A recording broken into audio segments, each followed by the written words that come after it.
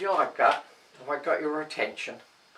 Okay, well this is a slotter that I've recently built, which as you can see fits on the mill, but it's also been constructed in a manner that it will fit on a lathe. A lot of people I know don't have a milling machine.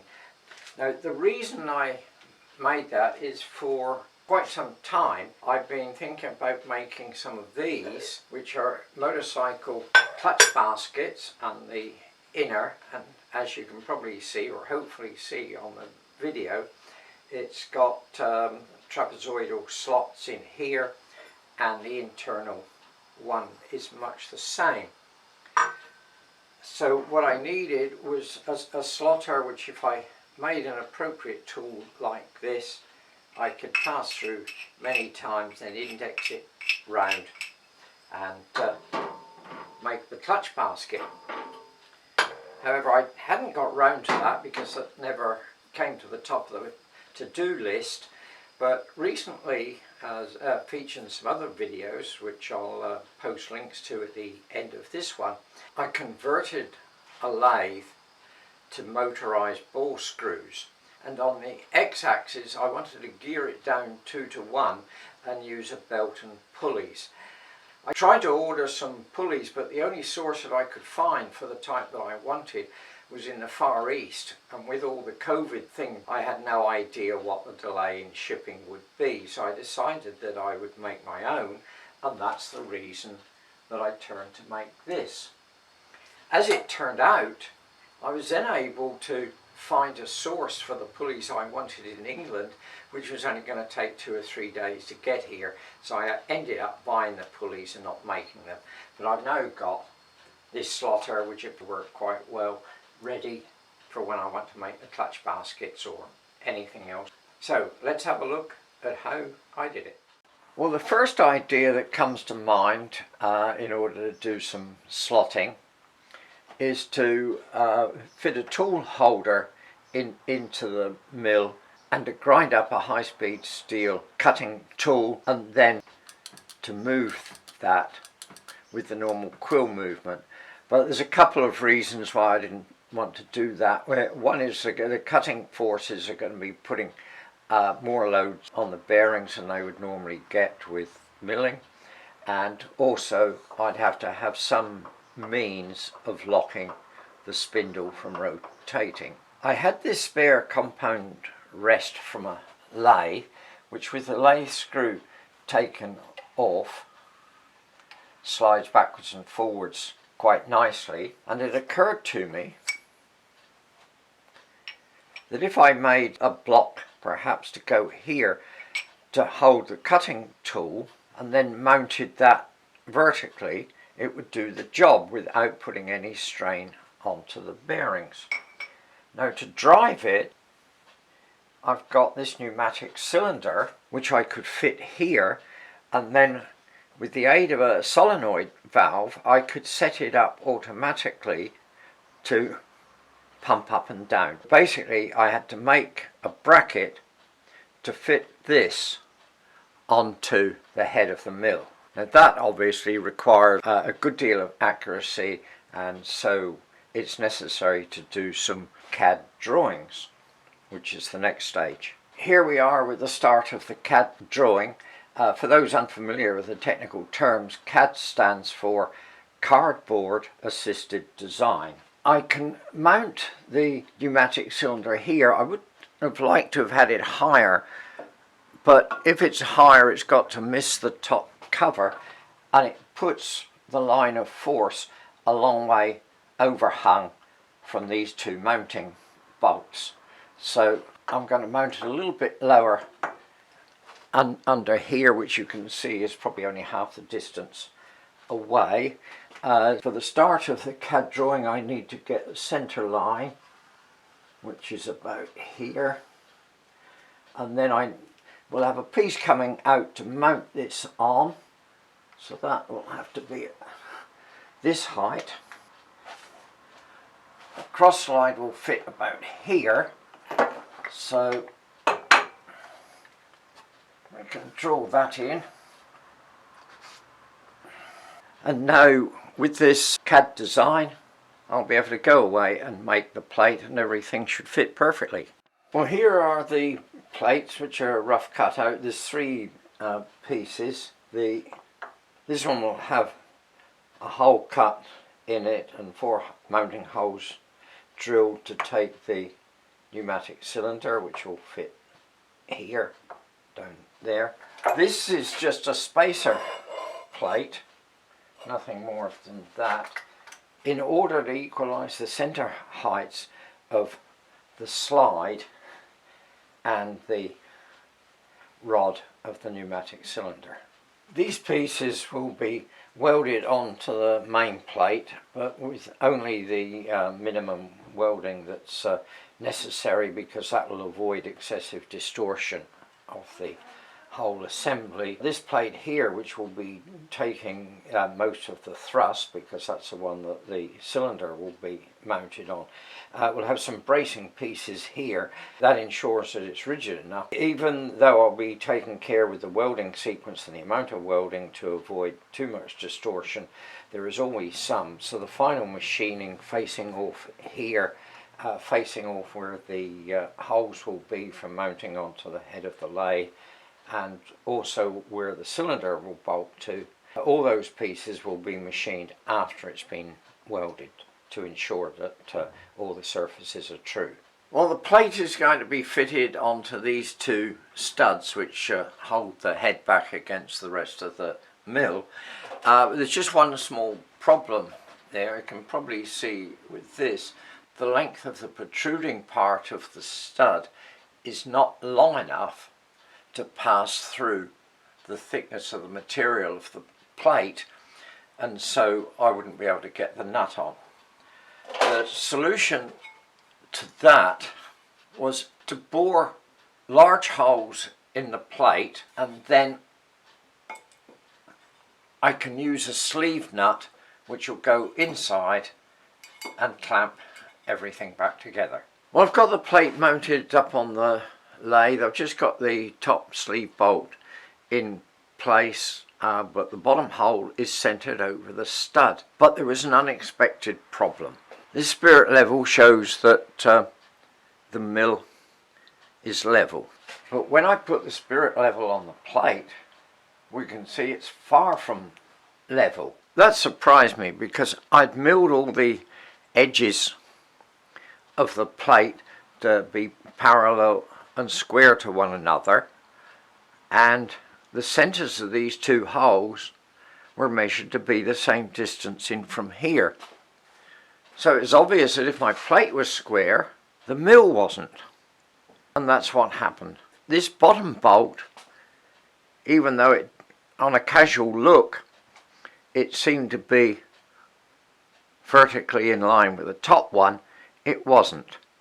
It's about 2.5 millimeters in towards the center line than the top one. Now, from a functional point of view, it doesn't matter if this plate is twisted a little bit, but if it was square, it would be much easier for machining the final surfaces, which need to be square to one another.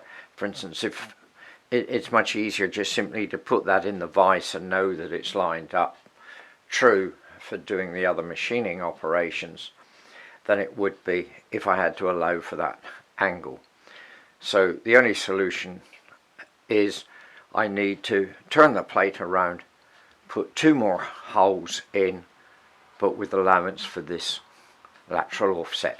It's a bit of a pain, but who would have thought that that would have been like that? Well, it's time to drill the new holes. I've already done one up here. We'll have a look at how easy it is. I'm using these Evolution hole cutters, which are so much nicer than a regular drill. They're quiet, they're easy to push through, and they leave an excellent finish with no burrs. There's a lot of stringy swarf that comes off. That's about the only disadvantage. Let's see how it goes.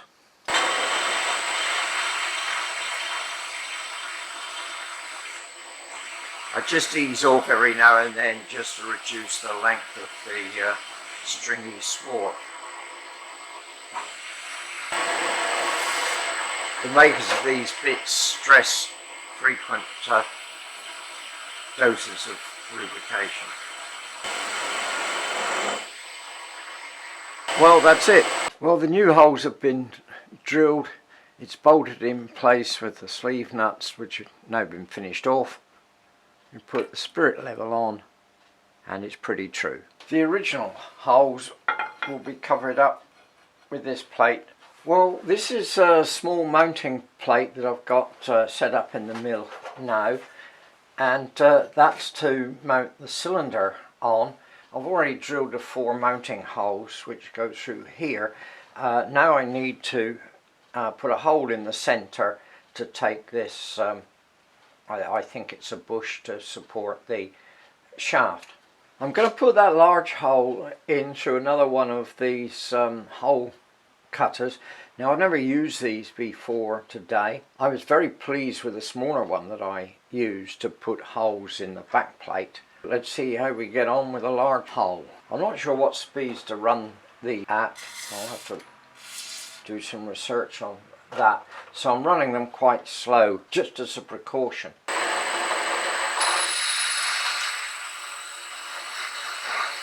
Well, I must say it's cutting very smooth and quietly. I'm not sure how much downward pressure to apply, so I'm just doing it with a bit of gentle feel. The one thing I don't like about these is they produce a lot of stringy sward. I suppose that's inevitable. I think it's just about to break through. Yep, there we go. Well, it's a nice clean hole and there's no burr on either side. Really pleased with that. Well, the bracket for the motor is pretty much done now. While it was in the mill, I took the opportunity of milling a relief here in the centre and down the bottom. Now, the reason for those is that when this is welded onto the plate, in order to make it square, I'll need to pass a milling cutter across here in this fashion. Well, just having the 2 pieces to do is much easier than having the full face. Now, it's relieved at the bottom, basically to give a little bit of bottom clearance on the milling cutter when that passes over without milling into the supporting plate. So let's see how it all fits together. This is the main plate, which will be bolted up vertically. This is the cylinder mounting bracket. The cylinder fits in like this. There'll be 4 bolts to hold the cylinder in place, and then that bracket will be welded in approximately this position on the main plate with a couple of bracing pieces to hold it more securely. There's now time to weld the cylinder support plate onto the main base plate. I've got a fairly solid lump of material here which is clamped firmly to the base, and then the cylinder support is clamped firmly to that to hold this at right angles, and it's been set square to this edge. And I've got a couple of these bracing pieces, one will go here and one at the far side. Now, what my plan is to try and reduce the amount of distortion in the final thing is to just weld on these bracing pieces onto the base plate initially, and then I'll let that cool so that any distortion's going to take place there before this gets put on. Then I'll take this off and check that this surface is square to this plate. If it's not close enough, then I'll mill something off there just to true it up, and then I'll put it all back together again and weld it in place. Then there should be the minimum of extra movement and distortion due to the welds on here, because it will be held very firmly. Hopefully there will be the minimum of machining necessary to have everything square and true. Well, the cylinder support bracket has now been welded onto the main plate, bolted on. tested with the spirit level again, and it's true. So now what remains to be done is to machine the back off to give me a reference surface for future machining. When that's done, I'll be able to clamp this down, if this is the bottom, onto the bed of the mill, and then take a truing cut on this surface so that the cylinder is true. And then I need to put the plate on here to take the slide. That will be machined parallel to the reference surface on the back. Well, here we are on the back side. I've now machined reference surfaces for mounting. There's a little bit of chatter on this end, but that's because of the cylinder mounting forcibly meant that there was quite a bit of overhang here, but that's not terribly important. So what I'll do now is take it off, turn it up the other way, and then put a couple of these on the mill bed and clamp down to it.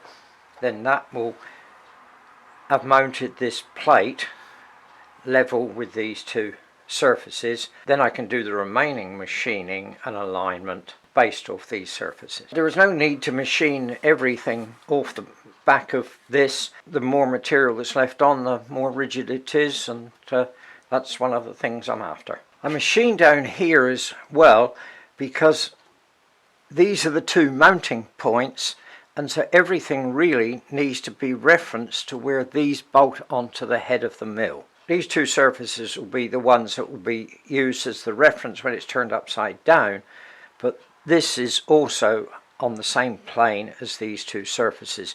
So when it's bolted onto the head of the mill, everything should be referenced off the mounting points. Well, I've got the bracket mounted on the table of the mill now. It's supported on those reference surfaces by some parallels under here. I've already clocked up along this face such that it's true to the axis of movement. So when we come across here, it will cut this at right angles to our reference surfaces.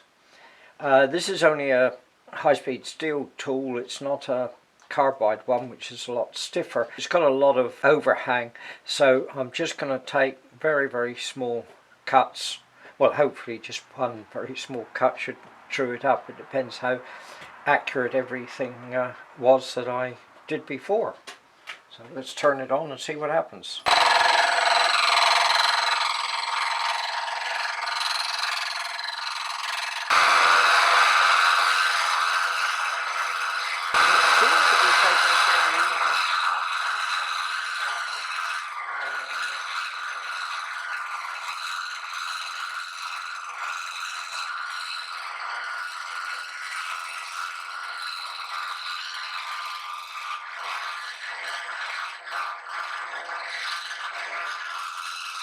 Well, that first pass took a small cut down here, but it didn't touch up here. But the cut was even across this way. So it means that this was quite true in this direction, but tilted just a little bit this way. So I've just fed it in to take another small cut, so we'll see if that was enough to clean up on the top edge as well as the bottom.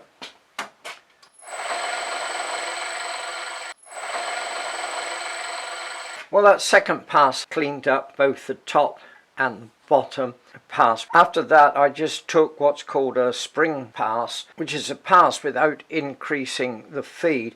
The purpose of it is to just take a very fine cut if the tool had deflected, for example. Now, with a tool this long, there's probably a little bit of deflection, so when I passed the spring cut, I could just hear a little tiny bit of cutting, so I imagine it was mainly just trimming up on the bottom. This surface should be aligned with the reference surfaces on the back and near the two bolt holes which fix it to the head of the mill. So now I just need to align the slide at the bottom. I've now got the plate to space out the slide welded on. This has only more or less just been tack welded in the corners because I didn't want to cause unnecessary distortion in the main plate. It's not the plate I originally intended, that was this one. But I found when I got everything ready that this was much thicker than I needed. So rather than mill half of this away, I found a thinner plate in the scrap bin, hence these extra holes. And you'll note that I've put another piece on here. I extended this plate out to the left and then welded to it this thicker piece, which has been drilled and tapped here because there's a lug on the mill, a substantial lug, and I bolt up through there into here. This piece multi-purpose. One is when the cylinder's applying load, pushing up here, so we're trying to make that plate rotate this way, just supported by these two. Having this here is an extra brace against that sort of movement. Also, there's a force trying to lift this whole plate up, so that's bolted back down, so that's another reason for having that. And the third one is just simply convenience. When all the pieces are on this assembly is quite heavy, and holding it up with one hand and putting these bolts in with the other is quite difficult. With this in place, I can put the plate there. This will take most of the load, and it's easy enough to put the bolts in. So the task now is to take this off, put it flat down on the mill again, supported by these two reference surfaces that we talked about before, and then just mill this surface true. The back of the slide has got this spigot on it, hence this hole, so that will fit in here. When everything's all machined up and accurately aligned on here, I'll align this very carefully with the axis of the cylinder rod and then drill and tap two holes in this plate to hold it in position. The plate's mounted up on the lathe now. It's supported by some parallels here on the reference surfaces, so it's true. I've checked that this is vertical, so I just need to mill out the piece here to have that square to this surface. Well, the plate's mounted back on the mill. As you can see, I've machined this surface flat to take the slide, but it's important that the slide is at right angles to the table, and it's also important that it's aligned with the cylinder, which will mount on here. So the best way of checking that is to check how high each side of this mounting is for the cylinder with respect to the table. I'll use this vernier height gauge for that. So I'll drop this down here and zero it, move it across to this side, and there we are, 0. I'm pretty happy with that.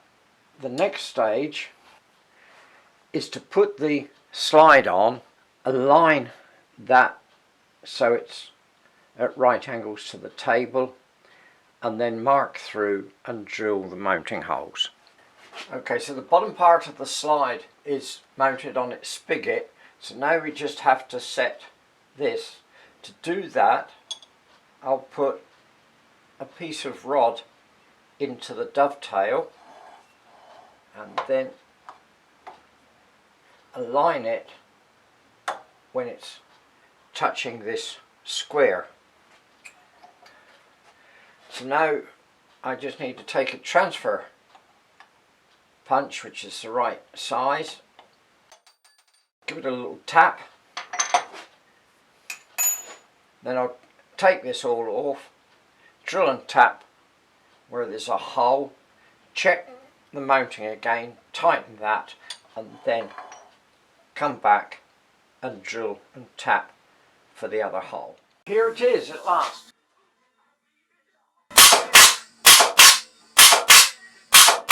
got to wear earplugs. Well, here we are. It's all finished off now, bolted up solidly to the mill, air supply connected. Now, one addition that I've done, which was always intended, I've added a couple of micro switches on here, one which detects when the ram is in the up position and one that detects when it's in the down position. And that's automated because when it's in the up position, that switches on the solenoid valve, which is up here. I've got a latching relay on here so that when this micro switch is deactivated as the ram starts to go down, the latching relay holds the solenoid valve in place, which lets air into the top to force it down. When it gets to the bottom micro switch switches off the solenoid valve, and then the pressure is switched with this valve to the bottom, and that forces it up and restarts the cycle. But I'm going to go into greater depth in the circuitry and the logic behind the repeating oscillations of the ram in a second video, which will tie up a few other loose ends as well, but I'll go into detail of that in the other video. Well, this is the test piece that I've just been slotting. Well, it's fairly clean slots that it's cut. It was this one on the end that you saw in the video. See it? Okay, proof of concept. If you like this video or any of the others, please share, subscribe to my channel, and don't forget to click the button to receive updates of any other videos. Thanks for watching.